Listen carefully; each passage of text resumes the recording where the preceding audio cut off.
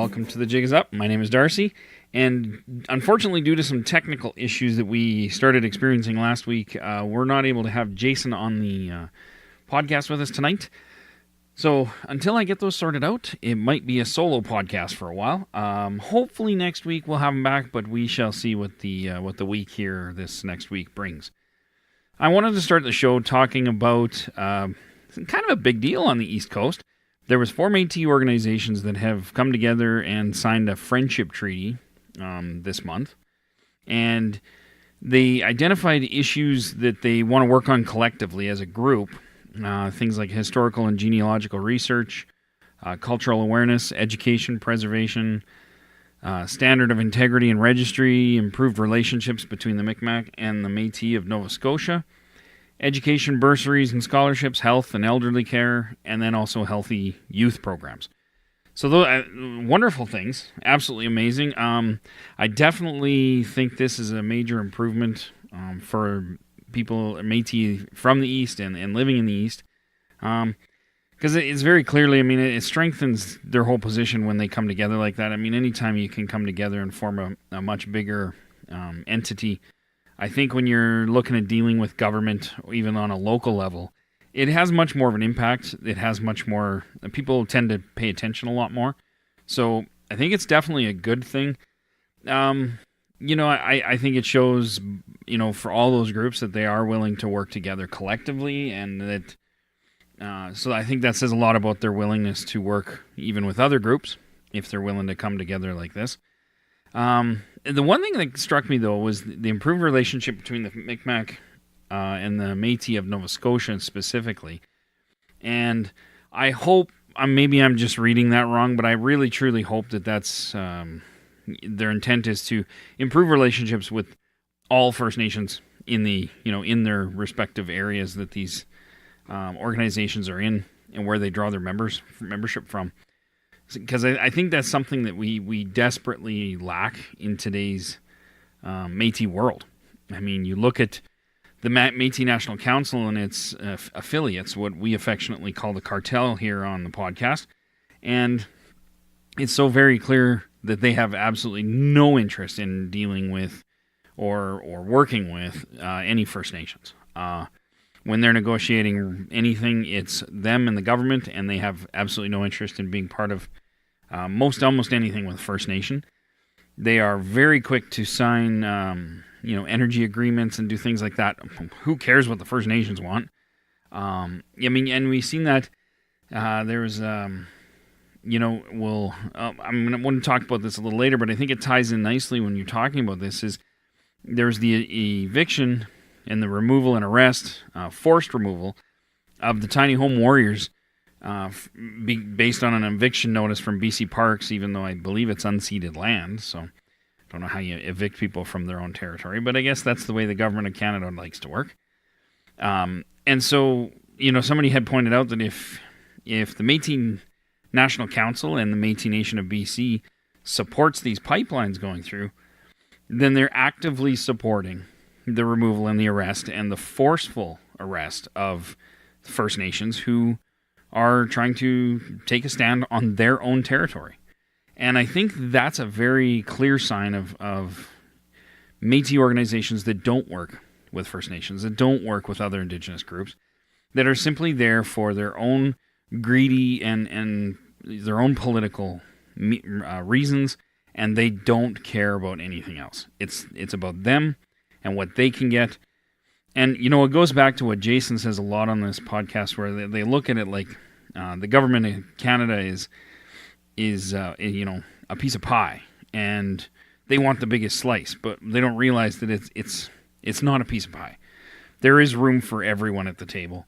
And that's just simply lacking in these Métis organizations, is the intent to work with First Nations and improve relationships, which is interesting considering the cartel is the first one to jump on the bandwagon, and the really hardcore kind of extreme Red River nationalists are so quick to jump on the bandwagon of climbing all over Eastern Métis because they're trying to usurp First Nation rights and stuff like that. That's exactly what the cartel does every single day with all of their actions. They don't negotiate hunting rights in conjunction with First Nations. They don't negotiate energy deals or land deals or any deals with First Nations or any other Indigenous group at the table. They specifically will not sit at the table with any other Métis organizations. And so that but they're the first ones to point that out with other groups. So I think this is a great thing for Eastern Métis to have this this unity amongst them. I know that the government of Canada sent some people out to have a conversation with, I think, at least some of the members of this new alliance, and a couple weeks ago, and I think that's the first steps in this process. And I think I hope it bodes well. I hope that they're able to make the changes and show people that it's not just about yes, there are a few people that are going to try to game the system, but that's not what it's about for all Eastern Métis. Unlike what some scholars and authors of books try to tell you. It is actually about, our culture, our history, and our people, and our ancestors. And so I'm really looking forward to seeing what this new alliance brings to the table, or what comes of it. And so to everybody involved, I want to say, hey, congratulations. It was a good move. And I really, truly hope that you guys can build some programs and build some unity and really drive towards the same goal, rather than we're all going to the same goal, but we're all trying to get there a different way. So I hope this is a good sign of things to come. So good job for everybody out there. I think it's absolutely phenomenal.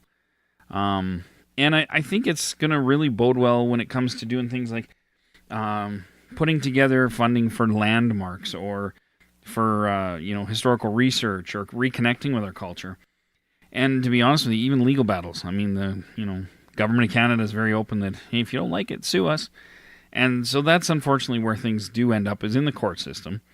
And I think you have a much stronger case if you have a bigger alliance coming together to fight these battles. It makes it a little bit easier to fight them. So I think it's a wonderful thing. And like I said, I'm really excited to see what happens from here. Moving a little closer to my hometown here in Alberta, of course, we got the Métis Nation of Alberta Association elections coming up in September, and so they also have their 90th annual general meeting coming up in August. There's the annual general meeting is where people can suggest changes to the bylaws, special resolutions. So, of course, they follow the Roberts rules. Somebody has to motion for a special resolution, and then somebody has to second it, which is utterly ridiculous. But anyway, I digress. You can find all of their resolutions on the Métis Nation of Alberta Association's website, and in, I think, their news section or something. So they publish them all ahead of time, theoretically, so people can read them, and then when they get to the annual meeting, they can vote on them. But we all know that less than 1% of the people actually get to the annual meeting to vote. So it's a very slim portion of people that's going to get there to vote. Some of the changes to the bylaws, I mean, they're not really glamorous. They're, slight changes here and there. Some of the bigger ones, though, I thought, we have a real problem here where a few years ago, the vice president who was elected actually resigned for personal reasons. And that actually you can check out on one of our previous podcasts where Joe Pimlott explains, what it was like to get elected, but also why he decided to resign in the end. And it was very, very, very personal reasons. So I was happy to have him share that. So if you're curious about that, go check out our previous episode entitled Joe Pimlott. But what you'll find is, when he resigned, they have bylaws in place to replace him. They're kind of crazy bylaws, where they replace him with the provincial council members decide who to replace him that position with amongst the provincial council members, which seems entirely crazy to me. And they do it all, via secret ballot, and nobody knows who voted for him. So the general membership never gets to really know that. So what's been asked is that they replace that bylaw with a bylaw that requires the Métis Nation Association, or Métis Nation of Alberta Association, to have a by-election within 21, or call a by-election within 21 days of that position becoming open or vacant. So I think that's a great thing in theory. I mean, that makes sense. I mean, realistically, if you're going to claim that you're democratically elected people in a democracy, then you really need to have by-elections to replace elected positions. You can't just pick and choose people after the position is vacated. So kind of ridiculous that it's 90 years later and they're just getting around to the most tiniest fractional sliver of democracy. But I digress again. We have covered that extensively in previous episodes, including the last episodes, how, these organizations just simply aren't democracies. But they are, in fact, corporations. And so, I think it's a good bylaw change, and I'm shocked that it's taken this long, but I think it's definitely a good one. One of the other motions that I thought was interesting, too, was one of the candidates for president of the provincial president wants to remove part of the oath of allegiance. Now, if you don't know what that is, again, I hearken back to previous episodes, going back to early 2017, mid-2017. On the show, we talked about several times about this oath of allegiance that the Métis Nation of Alberta Association brought into being, where you essentially gave up your right to negotiate or anything for either yourself or your community. And if you did not agree with that, you simply were removed from membership of the Métis Nation of Alberta Association. So again, before I continue with that point, let's look at how a democracy would handle a dissenting voice. So you're asking people to give up all of their rights to the provincial Métis organization. So they have no rights to negotiate or work towards a collective anything on behalf of their community or themselves. They have to turn to the Métis Nation of Alberta Association. That does not seem democratic to me. In fact, that seems oddly fascist. But that seems like an odd amount of power to place in a provincial organization. But nonetheless, and then to just kick people out simply because they don't want to sign this oath. Come on, that's not how citizenship works. I'm sorry, guys, but it just isn't. So you have these things, and then going back to the oath. So the one candidate, other than the incumbent, Madam President Audrey, has brought forward this motion to eliminate a portion of that oath that basically allows where you give up your rights on behalf of yourself and your community to the provincial organization. He wants to take that out so that you don't give up those rights. And also, he's also put in another motion to add a definition of what consultation is, and to ensure that the local communities are the sole authority on their communities, and they have the right to negotiate for themselves. And where this all stems from, where this all comes from, is here in Alberta, up north in Region 1, you have Fort McKay and Fort McMurray, who have both purchased their own land for their communities and from the government of Alberta.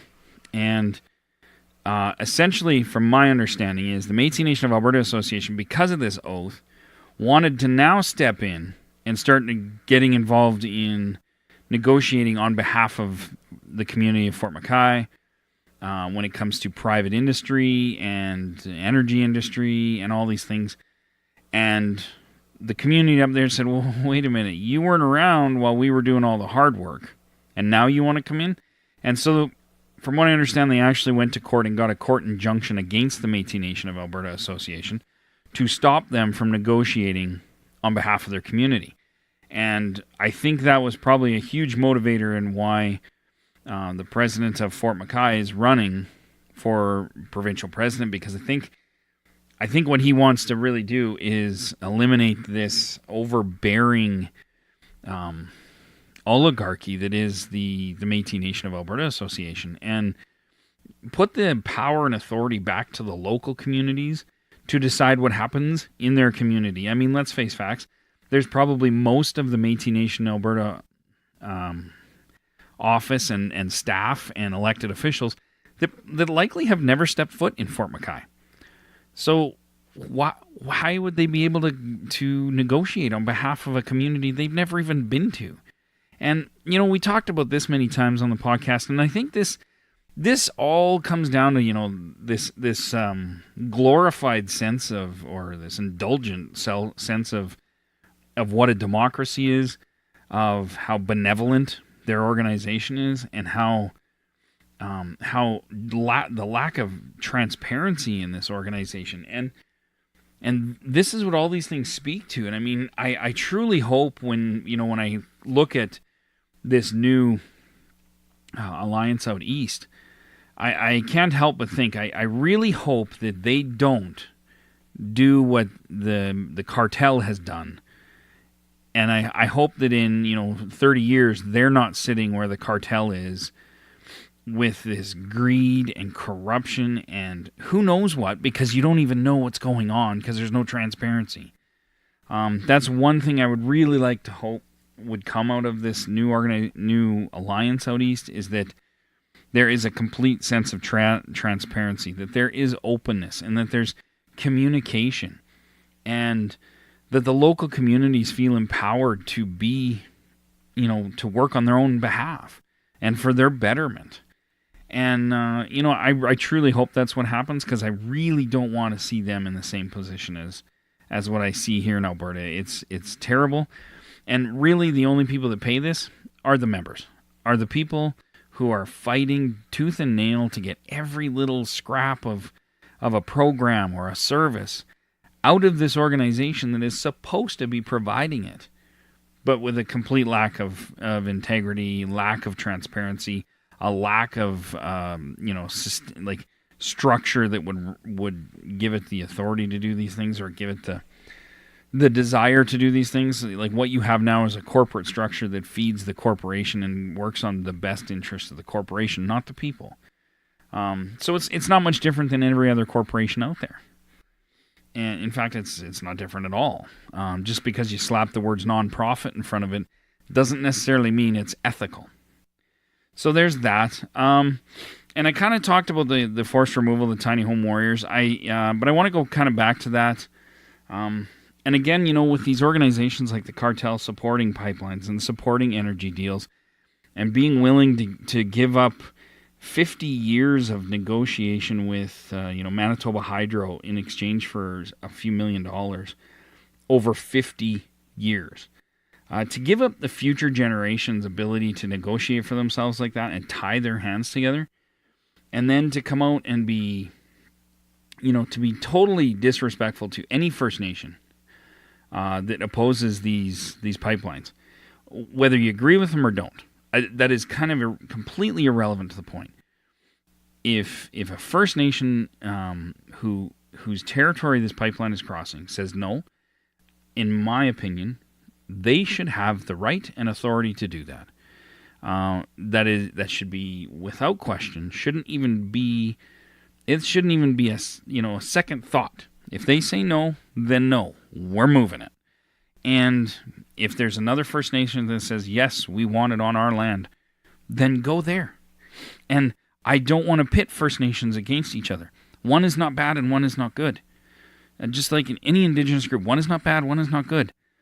But what you have now is you have the Métis organizations pitting themselves against, and the First Nations that agree with the pipeline against the ones who don't.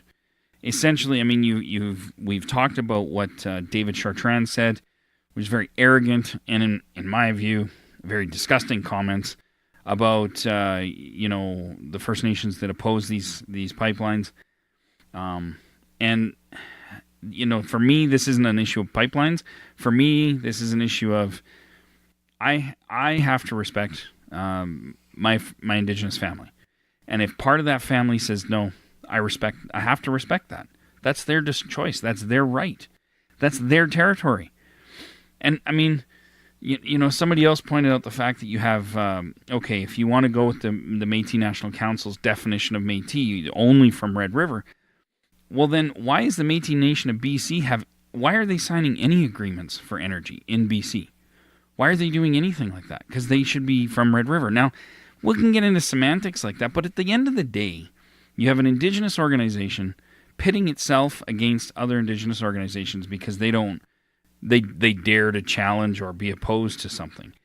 And it speaks volumes to how these organizations treat their own members when you look at how do they treat dissenting voices. Not well. They kick them out. They disparage them. They ignore them. They sometimes take legal action. They take whatever step they can to squash any dissenting voice because how dare you speak out against the cartel? And then, so then is it any wonder why when there's dissenting voices about pipelines or the government of Canada that they're quick to jump on the government side of things and say, hey, well, wait a minute, dissenting voice is bad and evil. And again, this harkens us back to what is a democracy? Well, it certainly isn't trying to squash all dissenting opinions and voices. Democracy allows for a healthy debate and a healthy discussion of varying viewpoints and ideals. And that just simply is not present in any of these organizations that are part of the Métis National Council. So, to our Eastern brothers and sisters who just made this new alliance, I'm very happy. I'm excited to see what you guys do with this next. Please take notes from the Métis National Council on what not to do and how not to treat your members, and let's work forward on that principle. But I am very excited to see what you guys do. And for everybody here in Alberta who's looking looking towards these elections going, I hope there's change. I don't know. I would say to all you Métis Nation of Alberta Association members, get out and vote. Please do. Make a difference. Do something. Get engaged. Because if you don't go vote, you're just supporting the status quo, and the status quo is not helping anybody. There's people that have been fighting for a decade for programs, for services, for access to things, and they still haven't got it. So let's get rid of this old guard and get some new change in there. In speaking with some of the candidates, I'm moderately excited and moderately optimistic that change might happen. However, if any of the old guard gets back in, specifically the president of the Métis Nation of Alberta Association gets back in, I have a high suspicion not a thing will change. And so we need change. This is ridiculous. 20 years of the same leader doing the same things, running the same, in my opinion, scams and being completely dishonest and unopen and unethical about the way they do things. For me, is just not what we want to look forward to. And I really, truly hope that the Métis Nation gets new leadership, gets new blood, gets new ideas, and really becomes an organization to be proud of. That's what I'm hoping for. I really, truly am. I am working towards putting together a candidates forum on August 13th from 6:30 till 8 here in Calgary. You can go to Facebook and check that out. Go to the Jig Is Up Facebook page, check out our events, and it'll be in there. And for all you Métis Nation people in Calgary and area, or if you're going to be in Calgary and area, or if you're from out of province and you just want to hear some of these candidates talk, please get there. I will say this, and I want everybody to know this because I think it's hilarious. The vice president of Region 3 right now, who is actually running for president, because the current president is retiring or stepping down, whatever, has declined to be part of this. And when I asked him on the phone if he wanted me to tell people why he's declining, his answer was, nope, not interested. So I think, again, this speaks volumes to what the old guard wants to do with the Métis Nation of Alberta. They want to run things on the status quo. They want to draw a nice wage, and they want to sweep everything under the carpet and just shuffle along. And when you have somebody running for election and they have no desire, nor do they have any respect for people who do want to show up to this event, who do want to ask their candidates questions, I think it speaks volumes. And I truly, truly would encourage everybody who wishes to vote, if you can go and RSVP on the, we're limited on space, but go RSVP on the event, and let us know you're coming. But if you can't make it, or it's maxed out, we will be recording it for the podcast, so you'll be able to listen to it there. And I think it's going to be very interesting because I think we got a lot of new ideas and a lot of new blood. And I've gotten to know some of the people involved a little bit more personally, and I'm very excited to see what happens, at least in Region 3. So I'm trying to stay a little bit, I have my preference, but I'm trying to stay a little bit, in the middle, not picking sides for anything until after the event. So I really hope you guys can come out. So please do. It's going to be very interesting. And like I said, the old guard, who actually is employed by the Métis Nation right now, doesn't care to answer questions from his own members. No interest whatsoever. So I think that either speaks loudly to his lack of desire or his full-on belief that he will cakewalk through this election and win because, he has access to all the membership lists and no one else does right now. So who knows what it is, but I know he doesn't care because he said, nope, not interested. So if you can get to the event, please do. The other thing I wanted to just let you guys know before I jet out of here is if you haven't already checked out this online publication who's publishing articles here in Alberta, please do. And even if you're from another province, another part of Canada, I think it's very interesting the way he writes. The guy does a really great job of trying to be impartial. That's the word I was looking for earlier.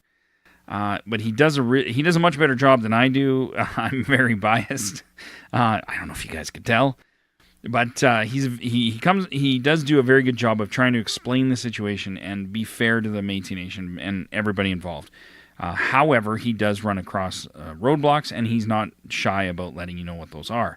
So please go to the Lee Nouvelle Facebook page.